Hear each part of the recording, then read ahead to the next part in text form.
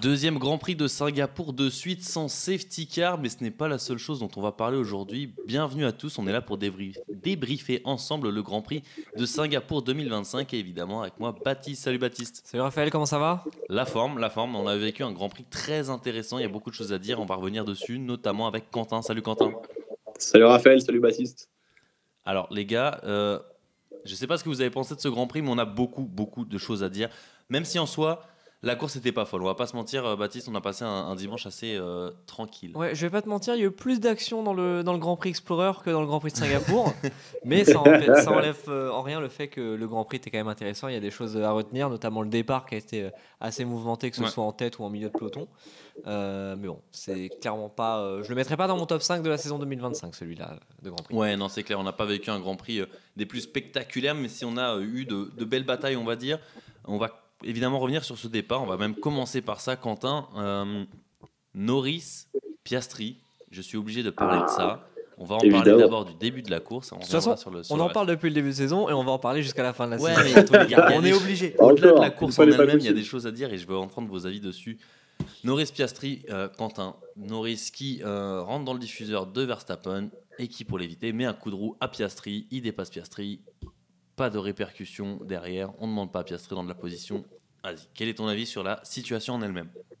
Eh bien, en vrai, je pense que si ça avait été n'importe quelle autre équipe, on aurait juste dit, malheureusement, incident de course, hypothèse, Piastri ou son équivalent, on aurait dit, keep your head down, on continue le Grand Prix, et puis voilà, malheureusement, c'est entre équipiers, mais ce sont des choses qui arrivent.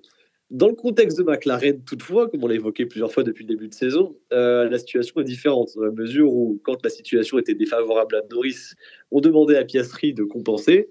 Là, en gros, on a Piastri qui pâtit, on va dire, d'un contact qui est quand même assez sévère avec Norris, mine de rien, même si c'est latéral et qu'il n'y a pas de conséquences mécaniques directes. Généralement, ça déséquilibre sa voiture, il passe très proche du mur, et c'est compliqué, plus l'énervement du pilote à ce stade du championnat. Et que l'équipe dit à Piastri, typiquement, on s'en fiche pas mal. Voilà, c'est comme ça, les stewards n'ont rien décidé. Norris ne te rendra pas de position, ne te fera pas de faveur. Donc, tout ce que tu as fait avant, on s'en fiche. Et voilà. Donc, je me mets à la place de Piastri. Concrètement, oui, je suis au moins aussi énervé que lui. Et je suis à la place de Norris. Merci, j'ai trouvé mon équipe pour toutes les années à venir de ma carrière. Non mais écoute Quentin, c'est pas grave que McLaren n'ait pas inversé les positions. Tant que Norris est devant, c'est pas grave, non? Tout est exactement, okay. C'est un contrat à ce voilà, niveau-là. C'est l'essentiel. Voilà. On s'en fout, Piastri il aurait pu être P20 ou abandonné même suite au contact. C'est pareil. Fiche, après, c'est pas comme si Piastri était P1 au championnat. Oui, je veux dire, de quoi parle-t-on franchement? Voilà, c'est pas comme s'il était plus constant et globalement meilleur cette saison. Non, ça n'a rien à voir avec une situation comme ça, je veux dire. Non, après, moi je rejoins ce que tu disais au début sur le fait que ça reste un incident de course.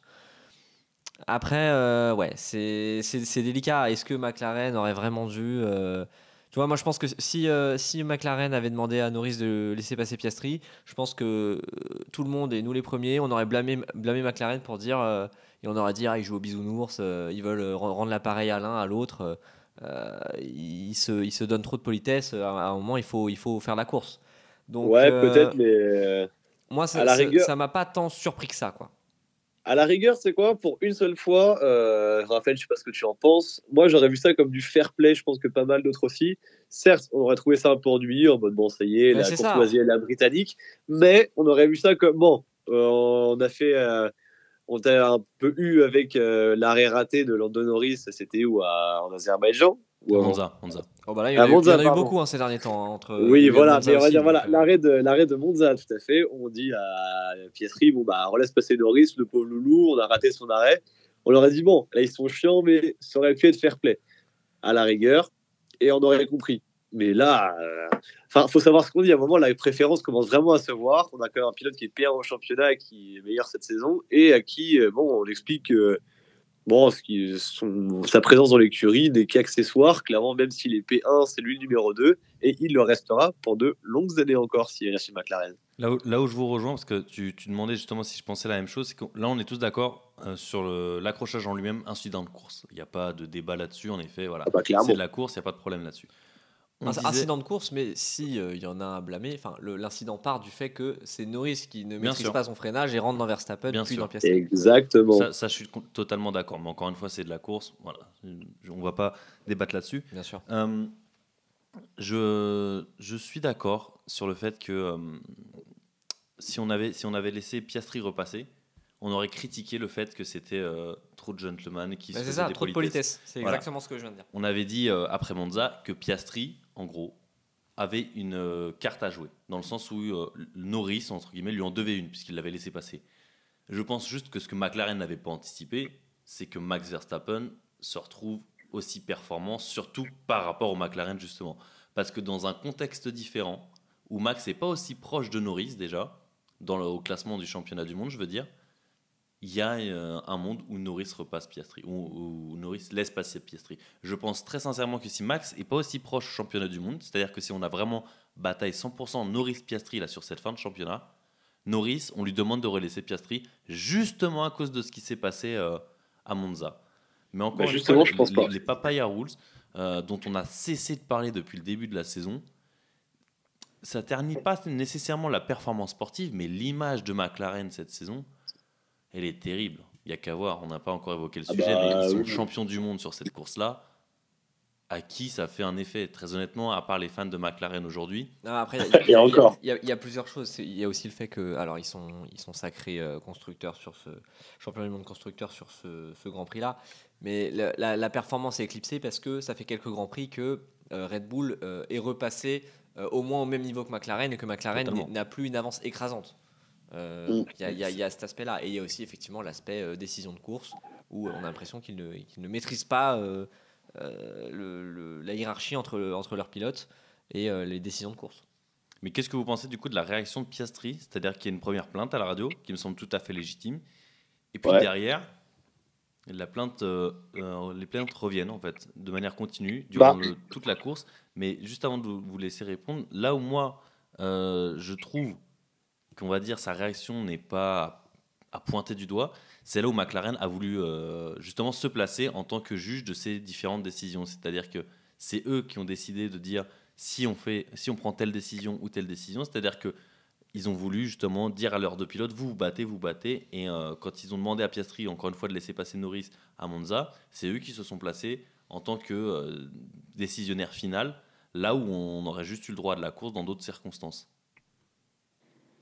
Alors, je vois ce que tu veux dire, mais je pense justement c'est le problème du côté arbitraire, c'est que il n'y a pas de contrat clair qui était défini entre les pilotes. C'est pas si un jour Oscar tu fais un mauvais arrêt et que Norris passe devant, on te relaissera passer, etc. Ou alors est-ce que c'est une mauvaise action en piste? C'est pour ça que je pense que Piastri lui a vu ça comme une occasion. On parle de toute la presse et les réseaux sociaux et les fans n'attendent qu'une chose, c'est la remontée de Verstappen pour aller le battre au championnat. Lui, il voit que cette situation est quand même défavorisée globalement chez McLaren depuis le début d'année. Il voit qu'il commence à avoir un petit peu peur, vu les performances descendantes de son écurie par rapport à Red Bull qui remonte. Et il se dit, j'avais le droit à un joker, je le réclame maintenant. Et il s'est montré insistant pour l'avoir, on lui a pas donné.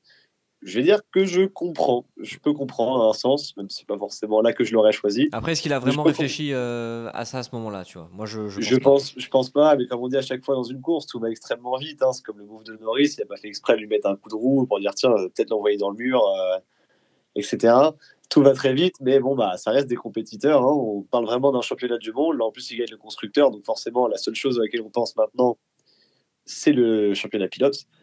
Et lui, se dit, j'ai pas envie de me retrouver embêté à jouer un championnat à 1 ou 2 points, etc. Donc, je veux le maximum. Et là, il pense avoir été injustement dépassé. Donc, il réclamait son dû parce que McLaren a une dette envers lui. Moi, c'est là où je vais blâmer Oscar Piastri. J'ai blâmé Lando Norris pour l'incident de course du troisième virage. Mais là où je peux blâmer Oscar Piastri, c'est que en fait, on a la sensation que il est totalement sorti de sa course après. Alors bon, il a quand même rallié l'arrivée au bout et il a terminé 4e, donc il n'est pas non plus totalement sorti. Mais ce que je veux dire, c'est qu'on l'a entendu râler tout au long du Grand Prix, pas seulement les tours suivants, mais tout au long du Grand Prix, à propos de cet incident du premier tour. Et comme s'il a fait une fixette en fait dessus, et il n'a pas réussi à passer à autre chose, ou du moins à mettre ça de côté et à se concentrer sur la course. Mm.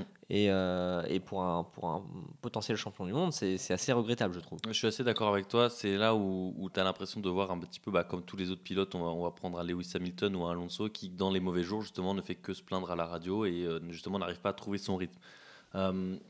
Maintenant, Piastri, ça fait un petit moment qu'on le voit être en deçà de ce qu'il avait affiché durant le début de saison. Là où justement on avait un Piastri complètement impassible, qu'on prenait encore une fois pour le régène d'un Iceman. Là, ça fait 4 courses que vraiment, t'as l'impression qu'il craque mentalement. Il craque mentalement, il performe un petit peu moins aussi avant, parce que il y a moins de victoires, il y a moins de podiums. On se souvient notamment du crash au premier tour à Bakou. Là, bon, il termine hors du podium. Il y a un déficit de performance couplé à un problème mental pour Piastri. Après, voilà, une saison de Formule 1 aujourd'hui, c'est très long, donc forcément, il n'allait pas nous sortir 24 Grands Prix parfaits du début à la fin. Mais effectivement, c'est justement à Norris d'en profiter. Mais même Norris, au final, il n'est pas beaucoup plus haut que Piastri dans les classements. Ouais, mais c'est là où justement sur les premiers Grands Prix, on avait vu une tendance plutôt inverse. On voyait un Norris finalement ne pas réussir à s'en sortir, là où un Piastri était très régulier et s'en sortait le mieux. Là, finalement, c'est l'inverse. C'est-à-dire que c'est Norris, qui certes peut-être avec une moins grande mesure, mais récupère des points sur son coéquipier. Ouais, mais il en profite pas tant que ça. Voilà, c'est pas tant que ça. Regarde à Bakou. À Bakou, je sais plus combien il a terminé, mais il a terminé très loin. Oui, mais c'est ce que je veux dire, c'est qu'on a une tendance qui s'inverse. En fait, là où je veux en venir, c'est que cette bataille au championnat du monde, je la trouve mais nulle. Ouais. Dans un sens où on est loin du Hamilton Verstappen 2021. En fait, peu importe lequel des deux gagne, là où vraiment, je vais pas mentir, vous le savez, j'avais plutôt un soutien du côté de Piastri, j'étais plutôt de cette team-là. Mais à ce jour, en fait, peu importe lequel des deux va gagner, si c'est l'un des deux qui gagne, encore une fois, ça va me faire ni chaud ni froid, quoi, en fait. On s'en fiche complètement maintenant. On voit avec le championnat constructeur qui est pareil, il n'a fait ni chaud ni froid à personne. Et clairement, les deux pilotes, on se fiche pas mal de voir qui c'est, carrément à tel point qu'on en parlait encore au Grand Prix précédent. La terre entière espère que Verstappen remonte les deux pilotes McLaren pour remporter un autre titre. Alors que les saisons précédentes ont prié pour qu'ils ne perdent ne serait-ce qu'un Grand Prix. Pour revenir Ouais, vas-y, termine quand t'as pas. Non, et du coup, pour revenir à la forme de Piastri, effectivement, sur le dernier course, c'était pas vraiment ça. Plus, là, effectivement, il est totalement sorti de sa course dès le début avec son énervement. On voit d'ailleurs que dans les premiers tours, il a carrément coupé la dernière chicane, etc. Il a commis des erreurs sur le Grand Prix, ce qui était assez inhabituel, comme le rappelait Raphaël sur le début de saison. Donc, ouais, on assiste à deux pilotes, effectivement. Aussi, avant, on se plaçait plus en type Piastri, car plus constant, plus froid, plus, on va dire, plus blond au global, plus sentimental, plus incisif. Norris était justement, lui, plus émotif, il tentait plus de manœuvres un peu particulières. On disait qu'il répétait les mêmes erreurs régulièrement. Exact. Et voilà, maintenant, on a la situation pas opposée, parce que Norris n'a pas drastiquement changé, mais un Piastri qui s'est plutôt, pas rabaissé, mais un Piastri qui s'est plutôt placé dans cette catégorie-là à son tour pour aller rejoindre son équipier, quoi. Et donc maintenant, on assiste vraiment, si on avait déjà un championnat sans panache, à maintenant deux pilotes qui sont moyens sur le plateau avec une très bonne voiture et donc que personne ne veut voir gagner. Après, à leur décharge, je pense qu'il y a aussi quelque chose, c'est que c'est un fait, ils sont seuls au monde et donc il n'y a que eux finalement avec Verstappen pour se disputer le titre. Et je pense qu'il y a aussi quelque chose qui fait que vous trouvez, messieurs, que la lutte pour le titre est ennuyante et très longue, c'est que la saison en soi, elle est interminable. Elle commence en mars, elle termine en décembre. 24 courses, c'est quand même énorme. Et moi, je m'étais déjà fait remarque l'année dernière pour le 4e titre de Verstappen. Les saisons sont très longues et du coup la course au titre s'éternise. Là, on l'avait quand même moins ressenti la saison dernière parce qu'on a quand même une deuxième partie de saison qui est quand même assez exceptionnelle. Il y a quand même pas mal d'observateurs et j'en fais partie qui l'avait ressenti. Et effectivement, moi, je commence à ressentir une sorte de lassitude par rapport à cette saison parce que c'est vrai que c'est à peu près toujours la même chose. Est-ce que c'est ou Piastri ou Norris? Mais et comme en plus ça manque de panache et de rivalité et un peu, enfin, ça ne se castagne pas entre les deux. Et donc forcément, ça enlève encore plus d'intérêt ou d'attrait, devrais-je dire, à cette lutte pour le titre. Clairement, moi je rejoins parfaitement ton analyse, Baptiste, là-dessus. C'est vrai que les saisons commencent à faire longues, il y a beaucoup de choses répétitives. Et surtout que maintenant qu'il n'y a même pas de coup d'éclat pour le titre, et qu'on a deux champions, constructeurs et pilotes qu'on ne veut pas voir gagner, mais bon, c'est inévitable et c'est sans panache. pas grande chance que les autres remontent. On espère des coups d'éclat, type Verstappen périodiquement, ou George Russell pour citer ce week-end. D'ailleurs, on n'a pas encore abordé la victoire. Et il reste ni la encore pole. 6 Grands Prix en plus, hein, c'est ça le pire. Hein. Ouais, 6 en Grands plus, Prix, c'est c'est Grand énorme. Prix, mais c'est ça. Mais on est au stade où même en tant que fan, on va dire pourtant très impliqué dans F1, on est là à dire sérieusement, encore 6 courses. Il y a encore 15 ans, 10-15 ans, c'était un tiers d'une saison, 6 Grands Prix. Donc c'est quand même beaucoup, quoi. Voilà, c'est ça, mais c'était génial. Les gens attendaient vraiment les Grands Prix. Maintenant, on les regarde, oh, il y a encore un GP. Bon, bah, Mais bon, je regarderai encore une fois, problématique, c'est que c'est devenu une usine Afrique, quoi. Voilà, ça, ouais, je regarderai le replay, c'est pas grave. Et puis voilà. Alors qu'avant, bah oui, Oui, quand c'est t'avais vrai. C'est vrai que... quand t'avais 15 Grands Prix dans la saison avec 10 de moins, tu te posais vraiment devant ton week-end, c'était plus espacé. Tu disais, ok, là, c'est mon mois F1, je regarde. Ouais, non, Et mais je voilà. suis complètement d'accord. Bon, après, on va revenir un petit peu sur la course en elle-même parce que Oui. justement, on parle des deux prétendants au championnat du monde et le troisième, c'est Max Verstappen. Sur un circuit où il n'était pas censé pouvoir performer comme il le devait ou comme il avait pu le faire il y a quelques courses, et ben, il y a une Red Bull qui fonctionne bien finalement à Singapour, un petit peu à la surprise générale, comme pour la Mercedes, mais on va y revenir. Max Verstappen qui termine deuxième de cette course et qui a notamment défendu sur Lando Norris pendant une très bonne partie de la seconde partie de course, justement, Baptiste. Ah, c'était une masterclass de défense, hein, franchement. Verstappen, qui a effectivement été sous pression du Britannique pendant de longs tours. Il avait fait un pari osé, hein, stratégiquement, Verstappen, parce qu'il partait avec des pneus soft usés. Enfin des gommes rodées en tout cas, alors que Russell, Norris et Piastri autour de lui partaient avec des médiums neufs. Du coup, ce qui fait qu'il s'est arrêté assez tôt. Mais ces pneus durs ont tenu, malgré le fait que du coup ces pneus durs avaient quelques tours de plus que la McLaren. De toute façon, on le sait, hein, Verstappen, c'est sans doute le pilote le plus difficile de la grille à dépasser. Et il l'a montré encore. Voilà. Alors bon, certes, la malédiction de Verstappen à Singapour se poursuit. Il n'a toujours pas remporté la course singapourienne. Mais en tout cas, voilà, de gros points. Il a optimisé la performance de sa Red Bull et de gros points pris. Il en reprend 3 à Norris, 6 à Piastri. Et voilà. Sachant qu'il avait quelques problèmes, encore une fois, sur ses passages de rapport. Oui, alors ça, c'est un problème très récurrent. Voilà. Hein, depuis le début de saison même. Enfin, chaque Grand Prix, on l'a entendu pester à la radio encore une fois. Là où on a dit que Piastri avait beaucoup râlé à la radio, Verstappen aussi s'y est donné à cœur joie pour des raisons différentes. Oui, mais tu vois, le problème c'est qu'il s'en plaint depuis le début de saison quasiment à chaque Grand Prix. J'en ai limite à me demander est-ce que c'est pas un réflexe finalement, parce qu'à chaque Grand Prix il a des problèmes de passage de vitesse. Ça non, on pourra jamais y répondre, mais bon, je vois ce que tu veux dire. Il y en a peut-être plus à la fin, peut-être que c'est juste un réflexe quoi. Il y a Max Verstappen, d'ailleurs, tu disais qu'il partait sur ses pneus rodés parce qu'il n'avait pas pu décrocher la pole position la veille, justement. Absolument. Gêné, à ce qui paraît, par Lando Norris. Oui, alors, Quentin, qu'est-ce que tu penses de ça? Parce que j'ai mon avis, Baptiste a le sien, j'en ai déjà parlé avec lui, mais je veux connaître le tien sur justement cette dernière tentative en Q3 où Max Verstappen, dans le dernier secteur, se plaint d'être gêné par Lando Norris et son dirty air et avorte finalement sa dernière tentative. Alors, pour ainsi dire, c'est vrai que là précisément, je me rappelle pas forcément de l'action précise. Si je fais un commentaire en essayant d'être détaillé. C'est très simple, c'est simplement que Lando Norris, lui qui a déjà terminé son tour, de toute façon, je vais demander à Baptiste, peut-être que ça te rafraîchira la mémoire, mais Lando Norris qui est sur son tour de rentrée, est assez long dans le dernier secteur, comme il peut l'être normalement, et puis Max Verstappen se plaint d'avoir été gêné du dirty air dans les derniers virages, c'est ça? Alors que Lando Norris est hors trajectoire et s'apprête à entrer dans la voie des stands. Ok, c'est bon.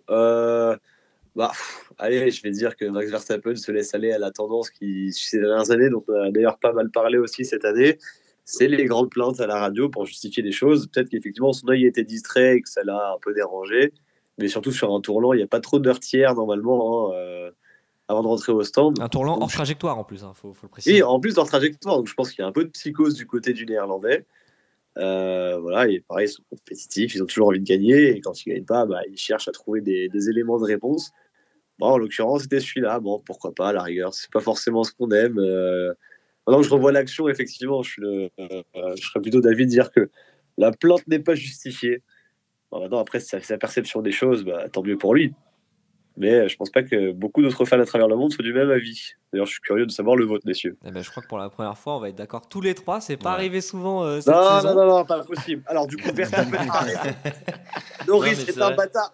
Non, mais c'est vrai qu'on en a parlé parce que j'envoie l'action Baptiste justement juste après les qualifications. J'en parle tout de suite avec lui. Je dis, mais Est-ce que c'est moi ou j'ai vraiment l'impression qu'il le gêne pas du tout? Non, il a clairement abusé là, sur ce coup-là. Voilà, moi c'est l'impression que j'ai eu aussi. Donc voilà, pour ça on est d'accord. Ça pourrait voilà. paraître un détail parce que finalement il est deuxième sur la grille de départ, mais c'est ce qui pousse en fait à utiliser cette stratégie de vouloir dépasser tout de suite George Russell au départ et donc de chausser ses pneus. Après, on n'est pas pilote de F1, on n'est pas dans la voiture, sinon Voilà. on serait pas là derrière le micro à Évidemment. donner notre avis.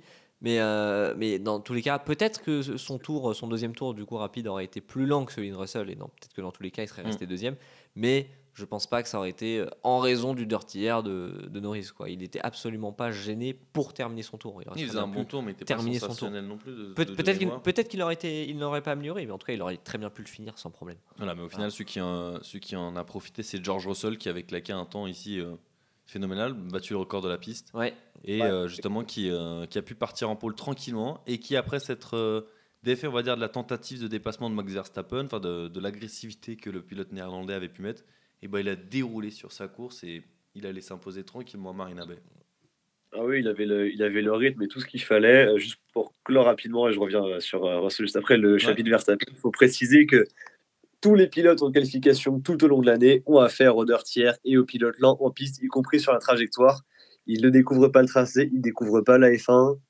Je pense qu'il y a un peu de côté très plaintif chez Max pour une situation qui est atrocement banale dans cette discipline. Ensuite, pour ce qui est de Russell, effectivement, très bonne surprise, la performance de Mercedes, surtout sur une piste chaude, ce qui est assez inhabituel. On les avait préféré les atmosphères fraîches. Néanmoins, effectivement, très beau tour qualif, un record de piste et une course maîtrisée de bout en bout, si bien qu'avant on l'avait presque un petit peu oublié. Même si la réalisation internationale a préféré filmer les célébrités et copines de pilotes que les dépassements en piste. Surtout les copines, très important. Ça aussi, il faut en parler. Vraiment, j'en peux plus. Je n'en peux plus. Petite parenthèse dessus, mais c'est pas possible. C'est insupportable. Samedi, je regarde les qualifications, moins de 2 minutes, tu vois 2 fois, j'ai oublié son nom, mais la copine de Charles Leclerc, c'est bon. Ah, mais dès qu'un pilote termine son tour, tu vois sa copine dans le box. C'est insupportable. C'est pareil. Est-ce que vous avez vu Fernando Alonso pendant la course? Bah non. Est-ce que vous avez vu la bataille Hamilton-Alonso à la fin? Bah non. Non, la bataille Gasly-Ocon aussi. Il y en a eu une bataille Gasly-Ocon à la fin. Je savais pas. Franchement, très très belle, très musclée entre les deux. On connaît le passif entre les deux Français. Et une bataille magnifique, pareil, on ne l'a pas vu à l'écran. Jar Alonso aussi, pour pas les citer. C'est ça. Et il y a eu des belles batailles, des dépassements. Nous n'avons absolument rien vu grâce aux copines des pilotes que apparemment tout le monde préfère voir au lieu de la course. Style qu'on a peut-être marre un peu du nombre de grands prix selon dont on parlait tout à l'heure. Néanmoins, effectivement, tout le monde s'est fait la réflexion. On l'avait presque un petit peu oublié. Arrivant en fin de course, on a fait tiens, en fait, oui, c'est Russell qui gagne.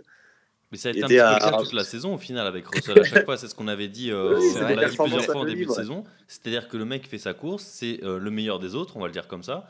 Et puis, podium régulier. Et puis, la deuxième victoire de la saison, si je dis pas de bêtises. Oui, absolument, c'est ça. Voilà, George Russell est le meilleur des autres actuellement.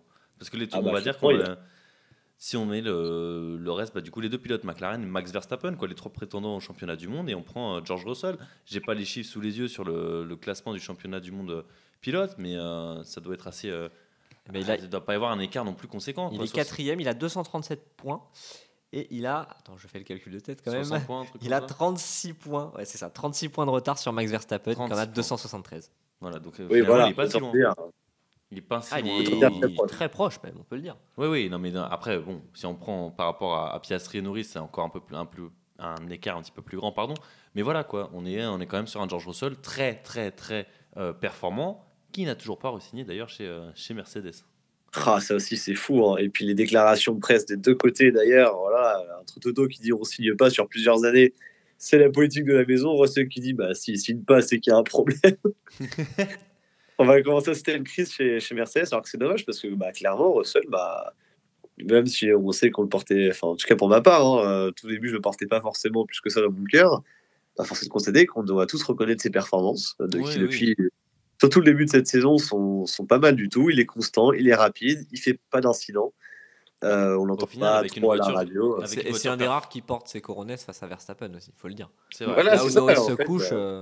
Mais surtout avec une voiture performante, un peu plus performante et régulière, surtout que la Mercedes, au final, George Russell, où est-ce qu'il se placerait dans une bataille au championnat du monde? La question aussi. Il jouerait le titre. Voilà. Donc ça dépend du coup, mais très longtemps pendant la saison. Ça dépend du nombre de batailles en piste. Donc est-ce que Mercedes doute de ça?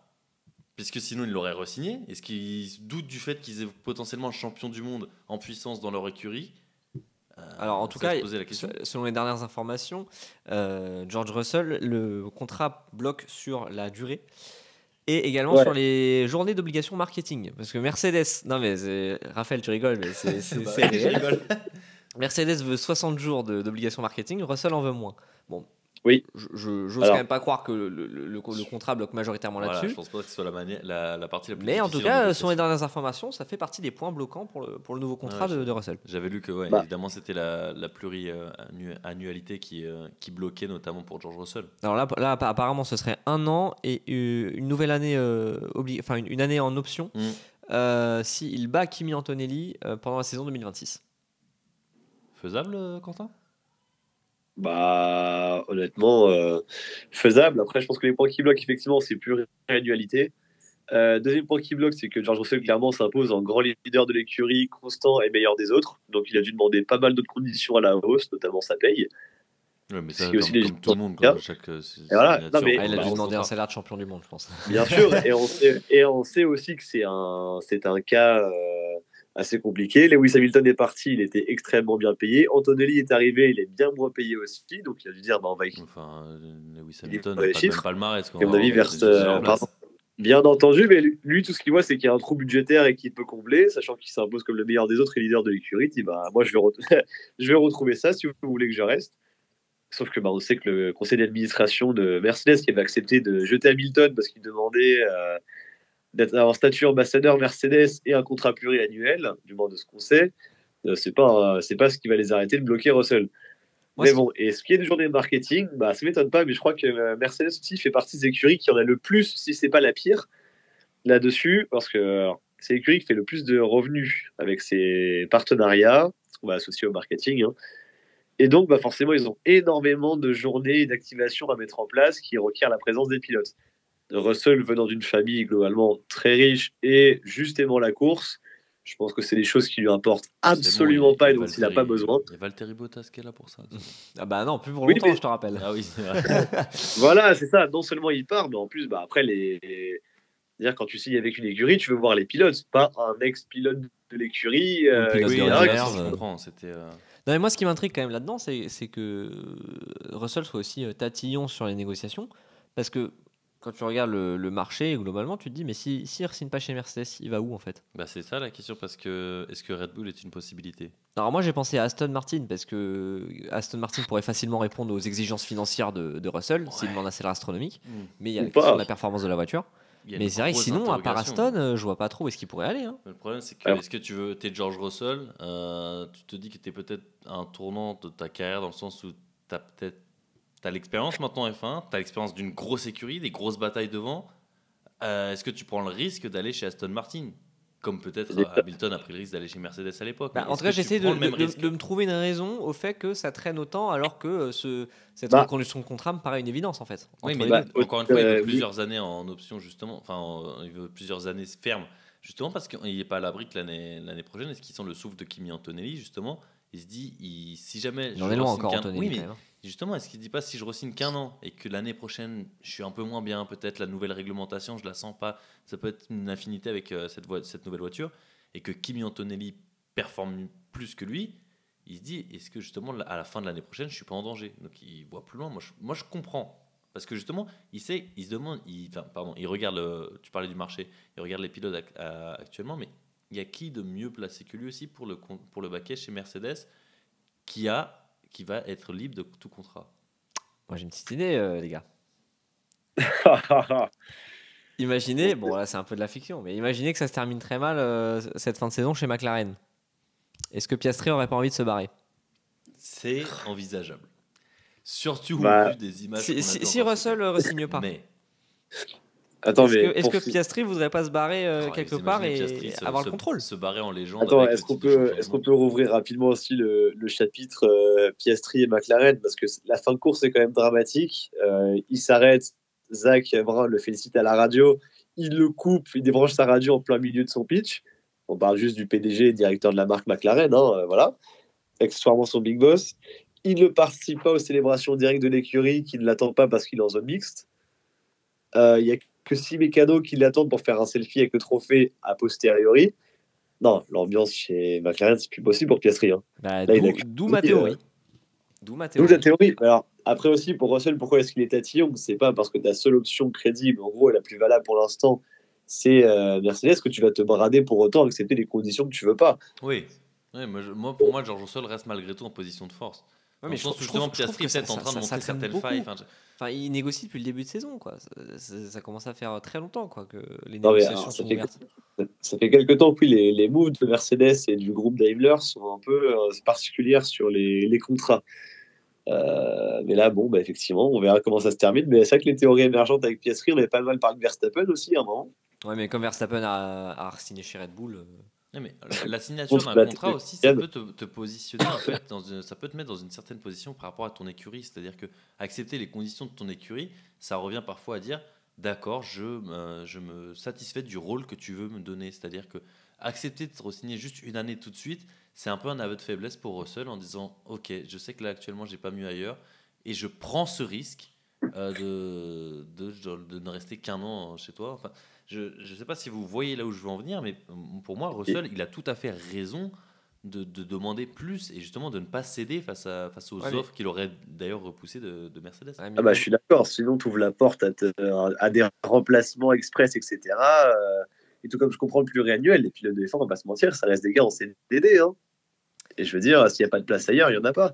Combien de après, pilotes qui étaient pourtant valables, on a vu dégager faute de place ailleurs?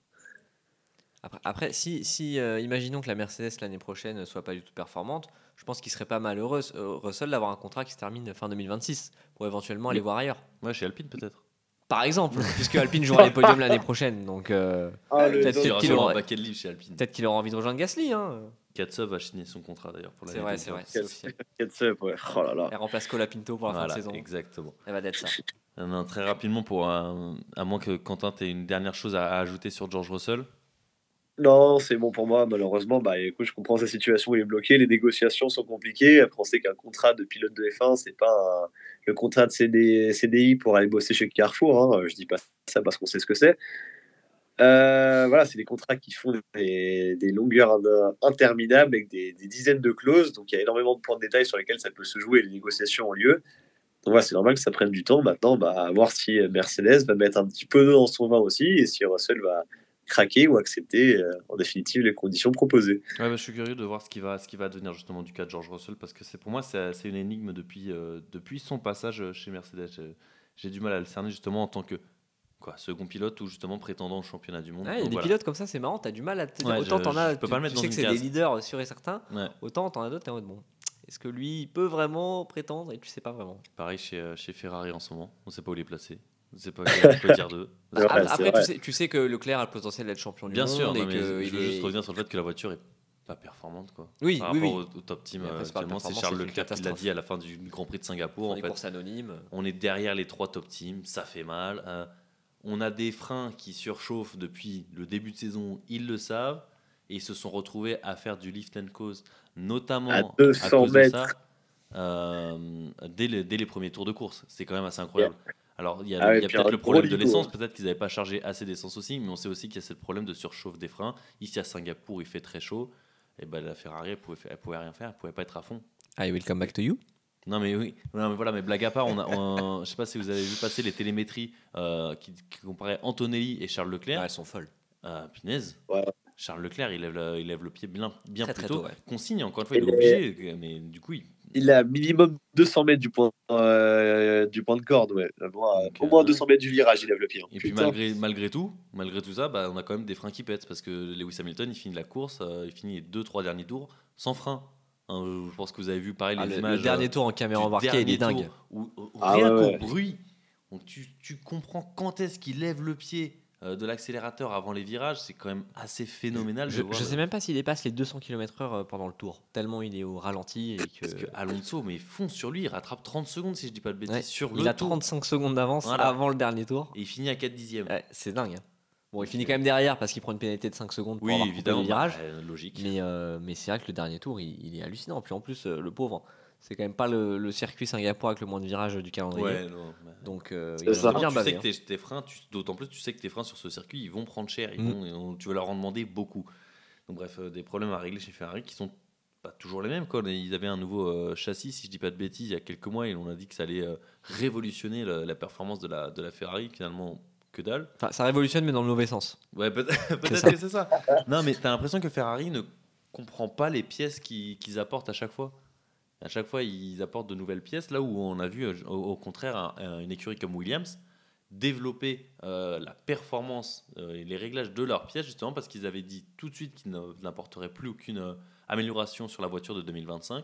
Et finalement, ils ont réussi à aller chercher des fenêtres de performance sur les pièces qu'ils avaient déjà et à comprendre complètement ces pièces.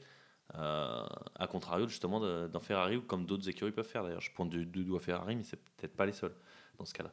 Donc bref, Lewis Hamilton qui finit 8e, anonyme 8e place on va dire, avec cette pénalité, et qui se retrouve derrière Fernando Alonso. Fernando qui a fait un super Grand Prix, si on en croit le classement, parce que encore une fois, à la télé on n'a pas vu grand-chose, mais parti 10e, un arrêt au puits catastrophique, 9 secondes 2 si je dis pas de bêtises. Ouais, absolument. Qui ruine, on va dire, sa course, parce que jusque-là il faisait une course incroyable. Il se battait avec Isaac Hadjar avant, il l'avait passé, qui avait des problèmes moteurs aussi, mais bon, bref. Fernando Alonso, très très grosse course de la part de l'Espagnol. Et puis je le disais, je vais pas ajouter grand chose parce qu'effectivement, comme tu dis, on l'a pas beaucoup vu. Voilà, donc je ne saurais pas quoi ajouter de plus pour parler d'Alonso. On va passer rapidement sur Isaac Hadjar. Problème moteur qu'il avait déjà eu du cours de la saison, au cours de la saison, qui lui fait perdre 3-4 dixièmes par tour. C'est ça. Il peut juste rien faire, quoi. Et des défenses d'ailleurs peut-être un petit peu trop agressives justement sur Fernando. Un départ musclé aussi, avec un contact avec Berman au premier virage. C'est vrai. Mais voilà, quoi, Isaac Hadjar, le pauvre ne pouvait rien faire, quoi. Après une 8e place qu'il avait jugée décevante en qualification, ça fait 2 fois de suite d'ailleurs, parce qu'en Azerbaïdjan, pareil, c'était plein de sa performance en qualification. Pilote français finalement, termine 11e, pas de points pour lui aujourd'hui. Tu nous parles d'Alpine aussi, Raph, ou pas? Est-ce que mon silence en dit assez sur ce que je vais dire? Non, voilà. Attends, faut quand même notifier que Colapinto, ça arrive pas souvent à terminer devant Gasly. Oh punaise. Eh oui, 15e place éblouissante pour Colapinto. Pierre Gasly seulement 19e. Petit événement au sein de l'écurie française. Changement de hiérarchie chez Alpine? Non. On va peut-être pas abuser, mais sur ce Grand Prix là, oui. Non, mais là, le dernier qui peut peut-être être à saluer, c'est Carlos Sainz. Carlos Sainz, 1 point ici. Très belle remontada. Très belle remontada. Pareil, on voit passer des stats de partout. Depuis 2017 que Williams n'avait pas inscrit de points à Singapour. Absolument. Et dernier podium de Williams en 2017. Tout comme dernier podium de Williams en 2017. Pari assez osé de Carlos Sainz aussi sur les pneus. Ah oui, alors non, pardon. Dernier podium, oui et non, parce que il y avait eu le Grand Prix de Spa en 2021 où Russell est terminé deuxième. Bon, la course n'avait pas eu lieu. On va dire à la régulière. Voilà, c'est ça, exactement. Mais ouais, non, grosse course de Sainz. Hein, les Williams, qui on le rappelle, ont été disqualifiés de la séance de qualification pour un DRS non conforme. Ouais. Qui se retrouve donc à partir de la voie des stands. Et Carlos Sainz qui termine 10e, qui va arracher le point de la 10e place. Grosse course de l'Espagnol, une course différente de Bakou où forcément là c'était la remontée plutôt que de tenir un podium, mais franchement il a excellé dans la gestion de course et d'ailleurs son ingénieur l'a félicité justement à la fin de la course, Gaëtan Gégaud, pour sa parfaite français, gestion. Il a dit, Chapeau monsieur Sainz. Il a dit pédis comme on dit en français. Non, mais Carlos Sainz prouve encore une fois qu'il est l'un des meilleurs pilotes de cette grille. Peut-être bien qu'il est dans le top 5, top 6 des pilotes en termes de niveau intrinsèquement. Non, franchement, ça fait plaisir de le voir performer. Tout ça me hype pour la saison prochaine. Hein. Je te jure que j'ai hâte de voir. Surtout que Williams aussi fait partie des équipes qui ont pas mal misé sur 2026. Ouais. Donc, c'est très excitant. J'en attends 2-3, notamment Aston Martin et Williams. Vraiment, de l'année prochaine, j'ai hâte de voir ce que ça va donner. Voilà. Moi j'attends l'écurie Apex aussi quand même l'année prochaine. Je pense que ça peut donner quelque chose de pas mal. Peut performer. Ouais. C'est les seuls qui peuvent remonter au championnat parce qu'ils ont une voiture bâtie pour le combat. Exactement. Exactement. Petit point sur le classement, Baptiste, avant de conclure. Bien sûr, avec toujours Oscar Piastri, leader du championnat, 336 points. Il n'a plus que attends, faut que je fasse le calcul. Il a plus que 22 points d'avance sur Lando Norris, deuxième avec 314 Quel points. Gros calcul. Verstappen est 3e avec 273 points, suivent George Russell et Charles Leclerc. Lewis Hamilton est 6e. Nos Français sont 9e pour Isaac Hadjar, 15e pour Esteban Ocon et 17e pour Pierre Gasly. Et attends, moi j'ai une question. Ouais. Est-ce que au championnat du monde constructeur, McLaren est toujours solide leader? Eh ben tu sais quoi, Raphaël, McLaren est toujours solide leader, figure-toi, ça n'a pas bougé. Et McLaren qui remporte donc le classement constructeur à l'issue de ce Grand Prix de Singapour avec 650 points. Mercedes est deuxième avec 325 points. Ferrari troisième avec 298 points. Ça y est, il commence à se créer un écart au classement constructeur entre Mercedes et Ferrari. Red Bull est quatrième avec 290 points. Williams est cinquième. Racing Bull se pointe à la sixième place devant Aston Martin et Sauber. As est avant-dernière avec 46 points. Et Alpine qui ferme la marche avec 20 points. D'ailleurs, petit point sur Red Bull. Tu peux nous dire le nombre de points d'écart qu'il y a entre Red Bull et Ferrari, s'il te plaît, Baptiste? Il y a Parce qu'il me semble. points d'écart. Voilà. Il me Ferrari semble, 298, Red Bull 290. quand on va encore une fois caricaturer, mais qu'un pilote contre deux, Red Bull Ça fait mal. Hein. pourrait passer devant Ferrari prochainement. Ouais, ça en dit long sur la performance de la voiture rouge. Voilà. Bon, Quentin, je ne sais pas si tu as un dernier commentaire à ajouter avant qu'on se quitte, mais moi j'ai juste hâte en fait de voir si Max Verstappen en fait va simplement remonter. Là, je vous avoue que c'est mon envie en fait de la fin de saison. La Tout seule le monde veut avons- voir ça. On avait tous hâte de ça. Enfin, nous avons tous hâte de ça. Hein. C'est la seule chose qu'on veut voir, clairement.